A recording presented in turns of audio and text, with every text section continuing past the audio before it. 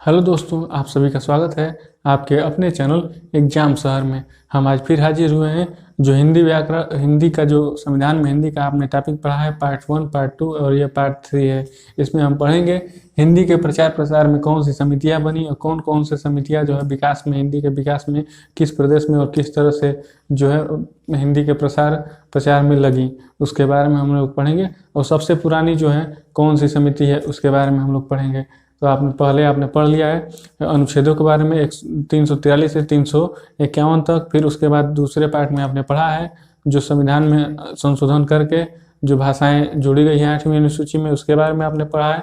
और ये हमारा तीसरा पार्ट है जिसमें आप पढ़ेंगे हिंदी के प्रचार प्रसार वाली संस्था, उन संस्थाओं के बारे में जानेंगे। तो सबसे पहला हमारा संस्था है नागरिक प्रचार सभा। ये कई परीक्षा में पूछ चुका है कि नागरिक प्रचार सभा जो है कहाँ इसकी स्थापना की गई, वाराणसी में। और इसके जो संस्थापक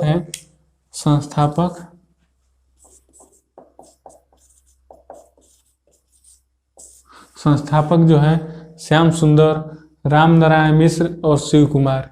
और ये जो है 1893, जी हाँ, सबसे पुरानी संस्था 1893 में नागरिक प्रचार सभा वाराणसी, जिसके संस्थापक हैं श्याम सुंदर, राम नारायण मिश्र, शिव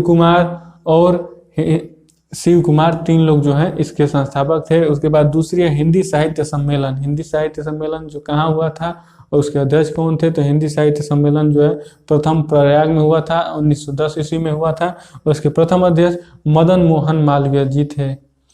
उसके बाद तीसरा दक्षिण भारत हिंदी प्रचार सभा 1927 जो है इसके अध्यक्ष महात्मा गांधी थे।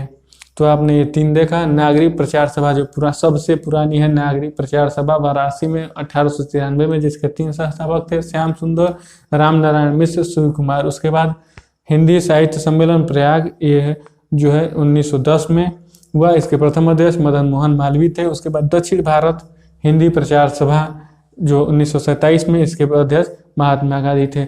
इसके बाद हम अगला देखते हैं कि चौथा, 5वां, 6वां करके देखेंगे एक एक करके। 3 आपने देखा तो चौथा हम लोग देखते हैं। उसके बाद जो हमारा अगला है वो चौथा राष्ट्रभाषा प्रचार समिति की स्थापना वर्धा में 1936 में। उसके बाद नागरी लिपि परिषद नई दिल्ली 1975 में। उसके बाद केंद्रीय हिंदी निदेशालय नई दिल्ली 1967 में इसका स्थापना किया गया। उसके बाद साहित्य अकादमी नई दिल्ली 1954 में। उसके बाद नेशनल बुक ट्रस्ट जो है नई दिल्ली में 1957 में स्थापना किया गया। केंद्रीय हिंदी निदेशालय नई दिल्ली में 1960 में। उसके बाद वैज्ञानिक तथा तकनीकी शब्दावली आयोग नई दिल्ली 1961 में। यहीं से अधिपत्र निकलते, अधिपत्र जो है यहीं से नया शब्द, यहीं से जो है चुना जाता है कौन सा नया शब्द है। उसके वो जो समिति है वैज्ञानिक तथा तकनीकी शब्दावली आयोग नई दिल्ली में। तो इसमें आप देख रहे हैं ज़्यादातर जो है समितियों की जो स्थापना हुई है वो दिल्ली में हुई है।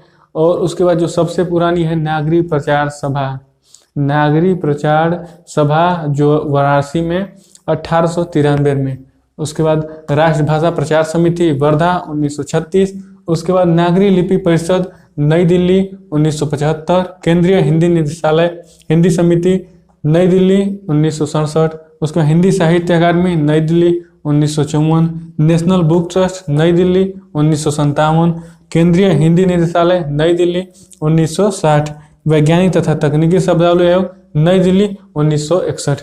इसमें आप देख रहे हैं ज़्यादातर जो है समितियां वो नई दिल्ली में ही उसका स्थापना हुआ है। और लगभग 60-65 यही सब 60 से 65 तक के बीच में ज़्यादा समितियों का जो है स्थापना हुआ है। उसके बारे में आपने पढ़ लिया है।